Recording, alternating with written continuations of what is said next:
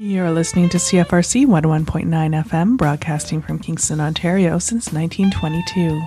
Find and follow us on Instagram at CFRC Music. Coming up on this special community takeover of our airwaves, we're talking to Bruce Boucher, Vice President of the Kingston Blues Society. Formed in 2006, the Kingston Blues Society is a non-profit organization dedicated to the promotion and preservation of local, national, and international blues artists.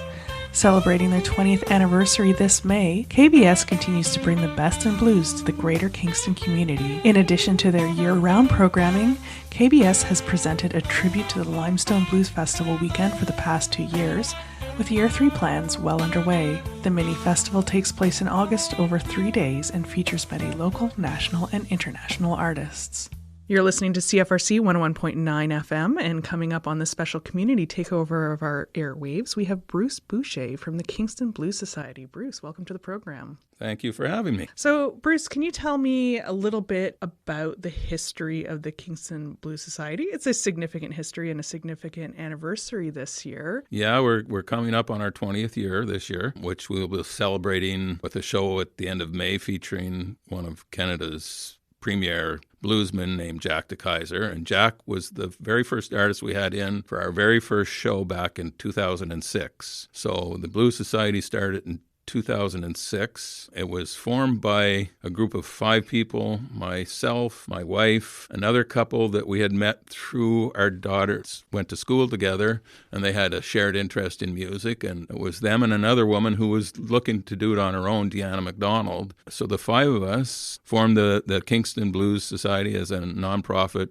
organization in 2006, and for 20 years we've been bringing blues to Kingston and presenting live blues music for the community. And what is your title with the organization at this point, 20 years later? My title is actually Vice President. Our president is Frank Warnica, and his wife Susan is the treasurer. Up until recently, there was just the 3 of us doing it. My wife passed away about 4 years ago, and she had been the treasurer, but we carried on with the 3 of us. But recently we put out a request to our members. We have about 1,500 members in the Blues Society, and we put out a request for anybody who wanted to volunteer and become part of the board. And fortunately, we were overwhelmed with a large number of people. So as of right now, I think we're sitting at 11 or 12 people on our new board, which is going to enable us to do a lot more stuff than we've been able to do in the past few years, because with 3 people, you're pretty limited as to time consuming to try and get all the things you'd like to get done versus the things you have to get done to make a show happen, kind of. And what do you do with the Kingston Blues Society? I'll back up a little bit and ask, why blues? What was the inspiration specifically to create the society and in Kingston? Well, so it all goes back to that time 20 years ago when we made friends with Frank and Susan through our daughters shared the class together, and we started, attending school functions and stuff like that and started talking. We both found out we had a love for music. And so we started going all over the place to try and see live music. And so we'd go for a weekend. We'd go to Toronto. We'd go down to Niagara Falls. We'd go to Montreal. We'd go down to Syracuse. And mostly it was any type of music to start, because we both have very eclectic music tastes. But it didn't take us too long to all realize that our main love, especially for live music, was blues. So we sort of started just going to blues shows. And one night, what happened specifically is one night we were in line to see a Johnny Winter show. I think it was Frank that said, we spend all this money to go, and on a weekend, you're spending $500, $600, $700 for a weekend. We're spending $600, $700 for a weekend. He said, it'd be nice if we could just take that money and actually just bring the bands into Kingston instead of going everywhere to see the music. What Frank didn't know is that when I was in high school, I was on the student council, and one of my functions was, back in those days, we used to have monthly dances at the high school, and we would literally bring in bands that were touring. I booked bands that people look at me now. I booked Rush into our high school back in the mid-'70s.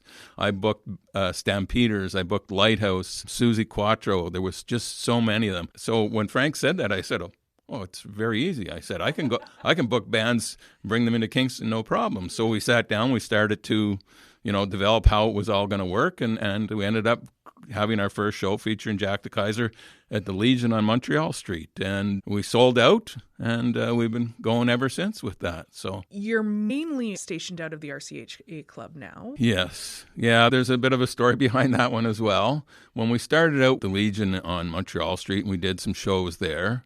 And then the circumstances changed at the Legion. The original arrangements that happened at most of these halls that we started putting shows on was they agreed to give us the hall for free. We looked after paying for the bands, and the halls just took the bar proceeds. And so, like, we were putting in 200-300 people into their hall. But it was very interesting development was that every time we did that, whether it was at one of the many halls that you can rent in town, after 5 or 6 shows, they all wanted to change and then wanted us to add the cost of renting the hall, paying for the staff and that, adding more costs. And so we said, if we do that, we're going to have to double the price of what we're offering for ticket price. So for a short period, we kind of backed off on bringing bands in, and we looked at having a jam. And we ended up going down to the RCHA Club. Frank had a connection there or something. One of us did. And we started hosting jams every month at the RCHA Club. Well, it didn't take us too long to then say, well, if we can have jams here, there's no reason why we can't bring in bands like we used to. It's a lot smaller, so we'll have to adjust, for that. But it turned out most of the artists that we had coming into our other shows were happy to come and play at a small club. They like playing those intimate, small clubs where the interaction with the audience is just great, which is the RCHA Club dead on. I mean, I have many, many artists that will tell me afterwards it's just so great to play this room because you can see everybody's faces and they know everybody's there and tuned in. So we've stayed with the RCHA Club for that specific reason, because it is just a great little intimate club, and our members really like coming there to see the music. Like I said, our backgrounds are very eclectic. We both grew up with rock and roll, and I actually love all types of music. I'll listen to classical, rap, almost anything. And whenever I say that, a lot of my friends go, I'll listen to everything, but I'm not listening to any rap. And I go, oh, you're missing so much. There's lots of great rap out there, or hip hop, even any type of music. But anyways, we settled on it being blues. I think for myself, and in conversations I've had with Frank and other people, for myself, blues is the best live music, especially in an intimate setting, because when a blues band gets going, it has a certain sort of centered type of music that they play. So there's 5 members in the band, or 6, or whatever it is, but it has this sort of center force of the blues itself that drives it. Now, when you're watching live music, I've seen many rock music shows. I've been to big concerts. I've been to orchestras. I've seen Frank Sinatra. And the thing that's different for all those is that, for me anyways, you have multiple points of interest when you're watching a rock band, because there can be so much going on where you're concentrating on this and then you're concentrating on that. Whereas with blues music, I find that you're sort of always concentrating on the whole of what's being produced by the band at that particular time. And that's where my love for live blues music comes, is that it's sort of a sound that's created almost as a one sound that the band creates, and you can focus right in on that. Whereas when you're going, not that I love to go and see other music as well, but it's just a different experience, because you're appreciating more what everybody's doing individually more than you do when you're listening to blues music. One is maybe more entertainment, whereas blues is very experiential. You really get into the emotions that are being conveyed and those like feelings and stories. And it's often very universal, whether it's sorrowful or playful or very tongue-in-cheek. Things that I've learned over the years of being involved in the blues music scene is that, a lot of people will say, oh no, I don't like the blues, it's too depressing. I know the history of, I'm not an expert on it or anything, but the fact of the matter is that blues music was created to take away the blues. It was the slaves in the Deep South who sang to get rid of the blues they had from working in the field, picking cotton all day, and then coming back at night where they were all jammed in. So they sang to take away the blues. And that's what the blues is for, is to take away the blues, not to give you the blues. So if you're listening to it and you think it's giving you the blues, you've flipped it around from what it's really supposed to do. But it is very emotional, right? It's the lyrics and the sounds and the rhythms and everything are definitely designed to make you feel the music, Not that you can't feel a great orchestra or a great jazz band or whatever, but blues goes right at the core of you for feeling and experiencing what they're singing about, basically. Downtown Kingston used to have the Limestone City Blues Festival, which was, I thought, interestingly, one of the few blues festivals that was actually just blues music. Right. That's not happening anymore. However, the Kingston Blues Society has sort of stepped in to make sure that some of that experience still happens. Yes. All the blues lovers are crying big tears because the blues festivals, which 15 years ago, blues festivals were really the biggest music festivals going around. But the blues crowd is definitely an older crowd. If you come down to one of our shows,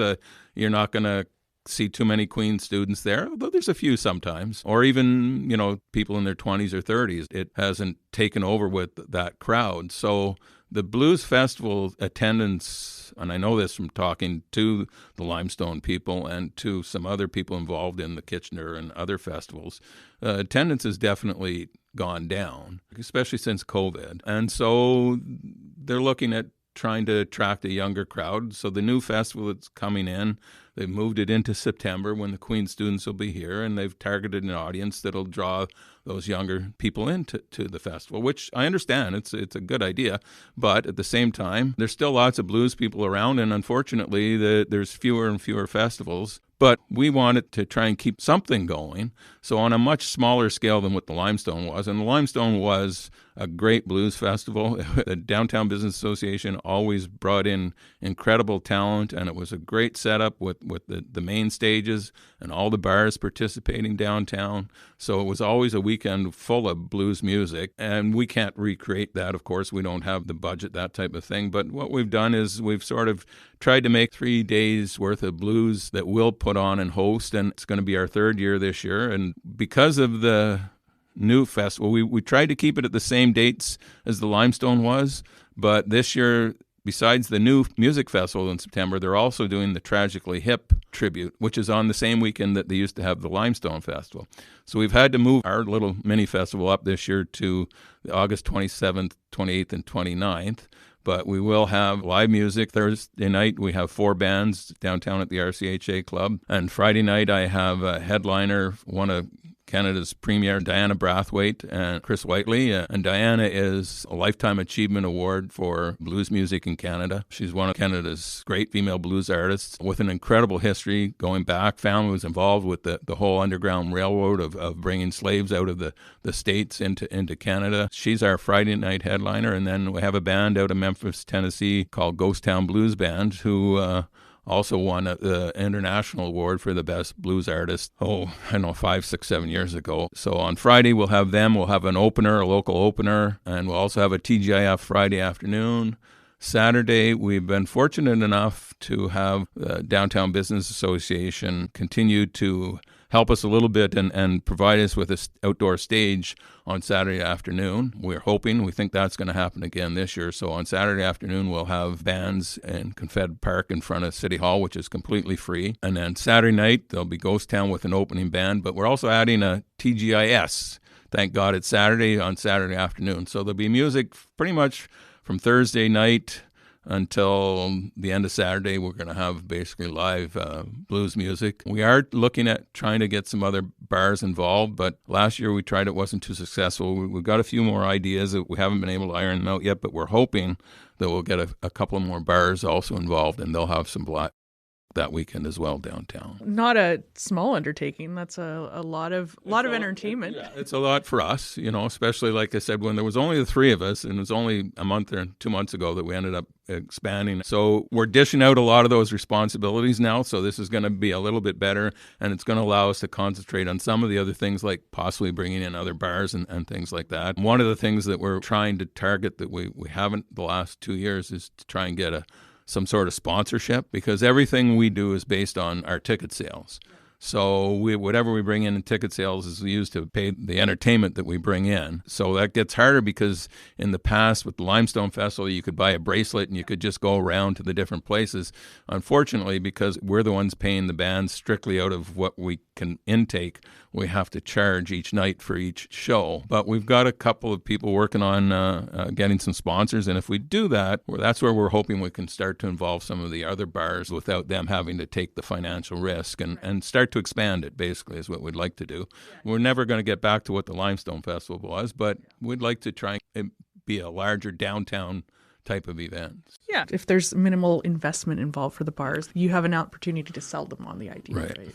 Yeah. So that's something that people can look forward to at the end of August. But if they want to get their fix of blues sooner than that, the 20th anniversary is coming up pretty soon. Yeah, May 29th, we have Jack de Kaiser.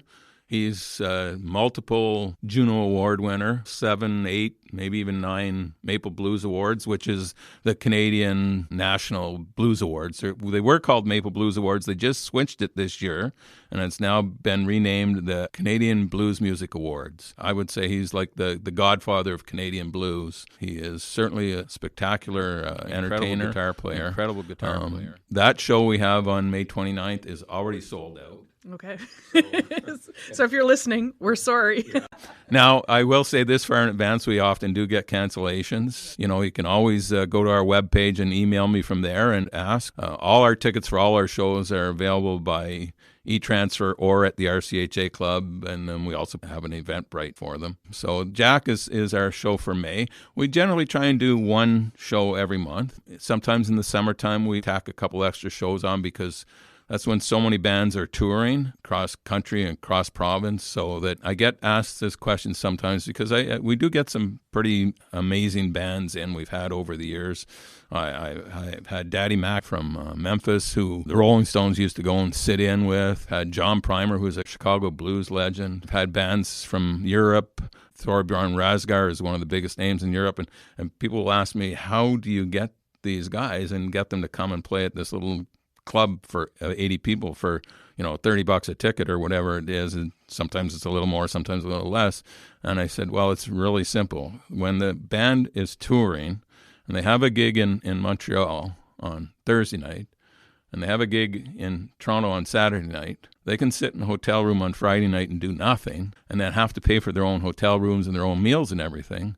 Or they can come and play a little club like the RCHA Club, which will cover their expenses for the hotel for the night, put food in, and then put a little bit extra money in their pockets. They're not going out of debt for a night where they're not playing. So they will come and play our club for us, and that's how I get a lot of these acts into come to play at the RCHA Club. So it's not that I'm some magician who can wave a wand and say, listen, guys, come and play here. It's because it just fits into their schedules. There's bands, sometimes agents will contact me and say they don't have any other shows to line up with it, and then I go, I can't, our ticket price would be so crazy, I can't do it. So we have to catch them at the right time. But to go back to what you were saying, we have Jack at the end of May, which is sold out. In June, we have 2 artists, but it's a little bit of a stray from what we normally do because we usually do bands.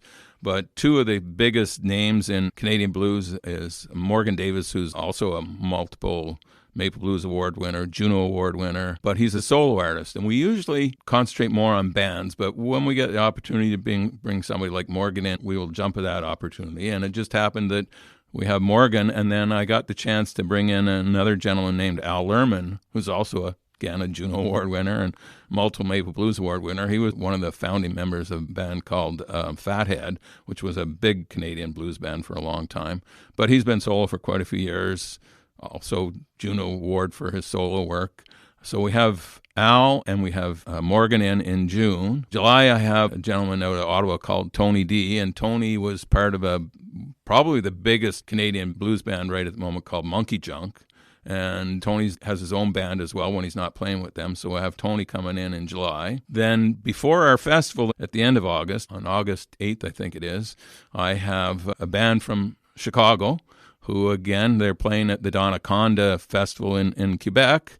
And then coming back down through southern Ontario, the Saturday night they didn't have a date, so their agent contacted me. There's many great blues artists that everybody recognizes, from, Muddy Waters to Howlin' Wolf, but there's so many other names, Hound Dog Taylor. And one of them that was very popular, well-known blues artist, his name was Magic Slim and the Teardrops. And we have his son played in his band for the last 10 years or so with his dad, before his dad passed away in early 2000s. And then his son took over the band and has been carrying on as Sean Holt and the Teardrops.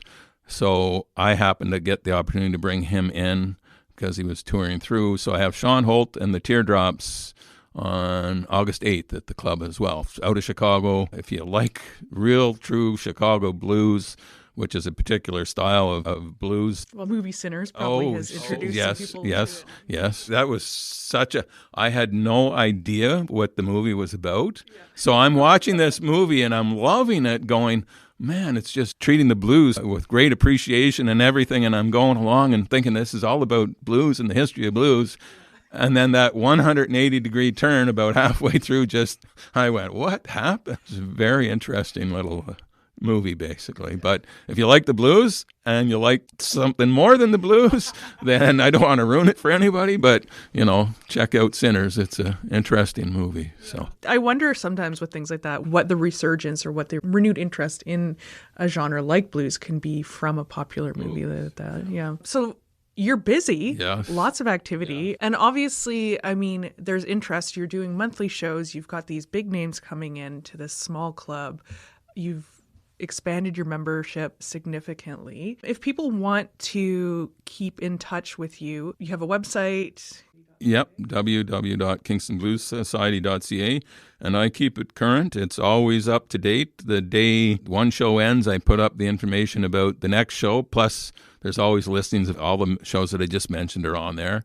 And from there, you can connect to send emails to me at info@kingstonbluessociety.ca. And like I said, we sell tickets by e-transfer. The RCHA Club downtown always has tickets for our shows. And then we also use Eventbrite for our shows. One thing I just remembered it's talking about all the things we're doing. We just recently decided with our new larger group of people that we're going to bring back, which ended over 10 years ago, our monthly blues jam.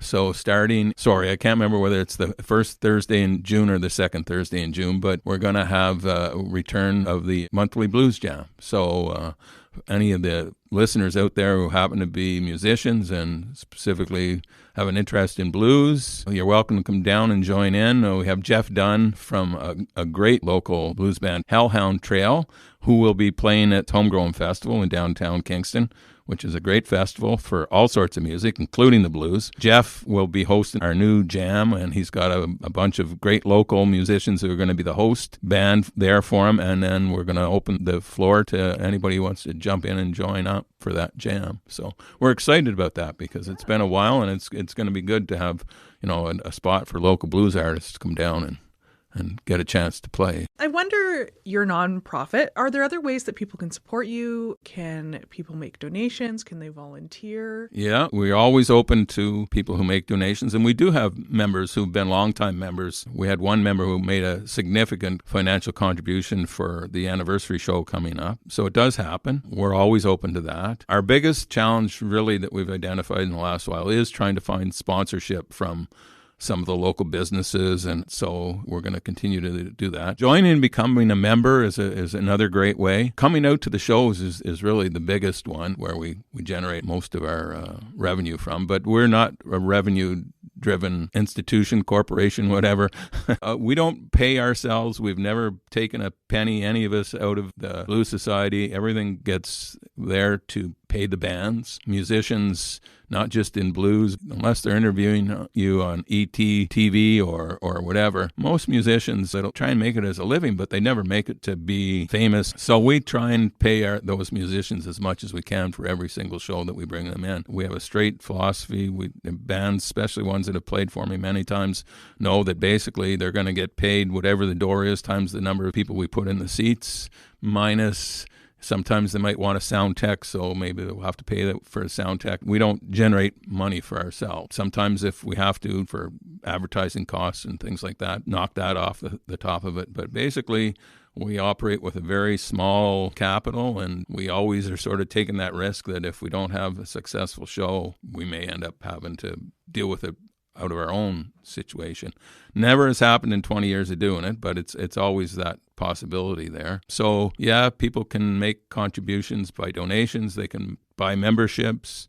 come out to the shows. If you know people that own businesses and want to hit them up and tell them that, they're looking for sponsors, have them get a hold of us would be great. We're a small little budget nonprofit. We're all there for one reason, and that's to see the music. That's why we started this, is so that we could sit downtown Kingston and watch great live blues music, and that's basically what the whole thing is all about for us.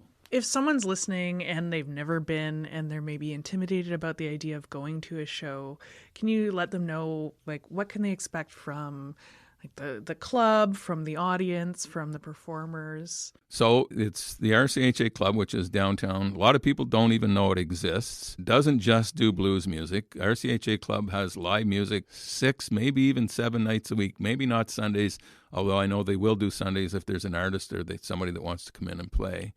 So they're putting on live music 6 nights a week downtown, and they have all sorts of genres that they do, from country to rock to cover bands to original bands. And it's nestled between Diana's Fish Shack and the Vietnamese restaurant that's on the other side, which is where we send a lot of our musicians to eat when they come into town. So there's a blue door right in between, and you have to go through the door, and you're going to take the elevator all the way up to the 3rd floor. And when you enter the club on the 3rd floor, it's a Royal Canadian Horse Artillery, which was originally designed like a Legion was. So there's a lot of historic memorabilia in there. Used to be a lot of it on the 3rd floor. They had to find a way to survive, so they went the route of having live music. So they have a 2nd floor downstairs, which if you ever want to go in and see, they have some incredible memorabilia, past history of the horse artillery regiments are there. And they do get RMC people who've come into town who will come and see our shows, will also to come and see the memorabilia. So the 3rd floor is a small, intimate club. It holds 80 people, and we wrap you around the band as you're playing, so it doesn't matter where you're sitting. You're going to feel like you could reach out and shake the performers' hands, and the performers all tell us they can see every single face in the club. And then on the right side, there's a nice-sized dance floor. Not too big, but definitely not small. Often very full with dancers who like to get up. Blues music is very danceable. So if you like to dance, it's a great place to come and dance. And the other thing I'd like to tell people is that we've been doing this for 20 years. And in 20 years of holding live music events with blues followers who are fairly known for their drinking and partying, in 20 years of doing this with the people, I've never even heard anybody ever raise their voice to another person at any of our shows, because everybody is there for one reason. It's not like people who wandered in because they were out for the night partying somewhere. Everybody who's there is there because they came to see that band. And so it's all about the music, and it's all about having fun with the music, dancing, singing along. People will sing along all the time. It's just an intimate little bar that is, for me, it's the perfect setting for live music. So whether it's blues or not, if you want a great intimate setting to see some great music, RCHA Club is a great place for that. Yeah, and a gorgeous area as well if you want to experience downtown Kingston, Yep. right by the waterfront. Yeah. You can make a heck of a night out of it. Yes, and the RCHA Club, they'll tell you that the best window views from any place in downtown Kingston, because there's several you can look out and see the harbor. There's several you can look out and see King Street down the road. So sometimes you'll see people who come in and during breaks they'll get up and just stand and look out the windows because it's got such a great little view out of the floor. I did want to mention some of the music that we've had interspersed through the show, because it is specially selected by you. Quite a lot of it is representative of performers that you have had or have coming up. Right. I wonder if you want to chat a little bit about that. Oh, now you're testing my memory, because I know I sent you the list, but for me to remember what I put on that list. Yeah, we've mentioned Jack and we've mentioned Al. Al Lerman, yes, and Morgan, Sean Holt, our mini festival from Ghost Town and Dana Brathwaite. So there's all those. And then I included some of my favorite.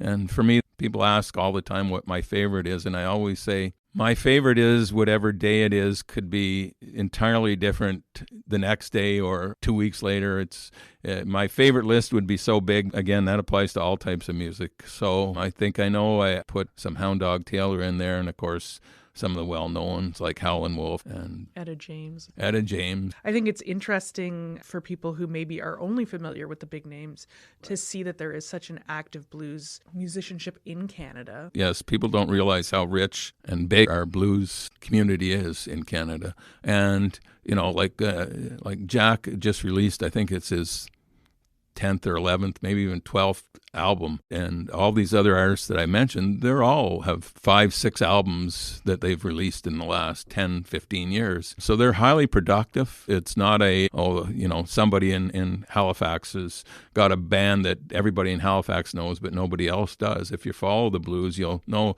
there's a place in Hamilton called Burley's, which is strictly a blues bar. And you can go there almost any time and see the bar will be full. So blues is big on the East Coast. It's big in Quebec, Ontario, right across. Occasionally we're lucky enough, because it's a long way when Canada's such a big country. So people go, oh, you don't have too many people from BC. And I go, do you know how much that costs? Yeah, because they got to plan. That's a big trip for them to plan, to come all the way across. But over the years, we've had a fair number of BC artists in. Harp Dog Brown, bless his soul, used to come and play for us every couple of years. But Canada has a very thriving Maple Blues Awards, been around for 20 plus years. The Junos has its own category for Canadian blues. It's a much bigger group than people tend to realize. And if I can, I'm going to mention again the homegrown. Very interesting that we have 12 acts this year. Start at noon hour and go till the last one will go on stage at 11 on Saturday.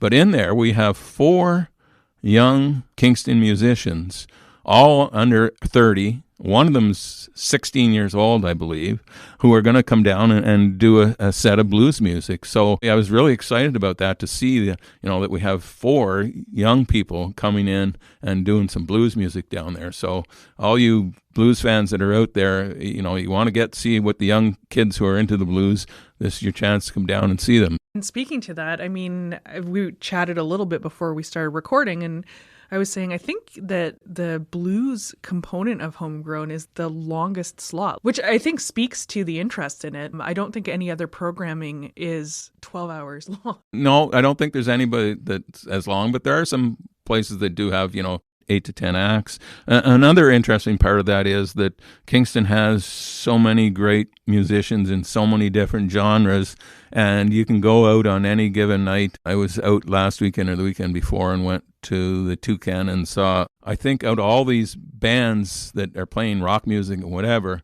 I think at one point every one of them has probably been in a local blues band and has come and played at the RCHA club in whatever version of local blues band they've been playing for over the years. So whenever you're out watching some live music in downtown Kingston, there's probably at least 1 or not 2 of the musicians that are playing that night who have played in local blues bands before. Yeah, that 1 degree of separation. Yes. Yeah, the Kingston music scene, it seems like every artist knows how to play a handful of different instruments, and they play in so many different genres. So there's a lot of playfulness and curiosity and just passion for music. I don't know. I'm sure that other people in Ottawa and Toronto and whatever will say, oh, this is the best city for musicians. But I'd put Kingston at the top of my list for the quality of musicians we have within this city. The bands of so many different genres, from country to rock to just about any genre. There's always people producing music in those genres in Kingston, and high quality, good stuff too. And it's important. It's been such a pleasure. Is there anything, last words that you want to say before we wrap up here today? Oh my God, that's real time. You're really putting me on the spot now. Just, you know what? If you like music, get out and see live music, because there's nothing better than live music. So whether it's to get out and see some country, whether it's out to see some rock, whatever it is, Kingston's got a great thriving music scene. Get out, catch some music, and don't forget about the blues, because if you like rock, if you like country, that's another one that people don't realize is how closely country music is tied in its origins to blues music. There was a time when some of those early country artists like Hank Williams, there were a lot of times that people would say, oh, he's more blues than he is country. So there's a real tie between country and blues music, and of course between rock and whatever. So don't forget the blues. We're there. Check us out on our webpage. Get out and see live music. It's a great way to spend an evening, and it's music. It's the best there is. Well, thank you so much. And once again, that's Kingston Blues Society. Check them out. Lots of activity happening over the entire year, but 20-year anniversary. Congratulations. Thank you.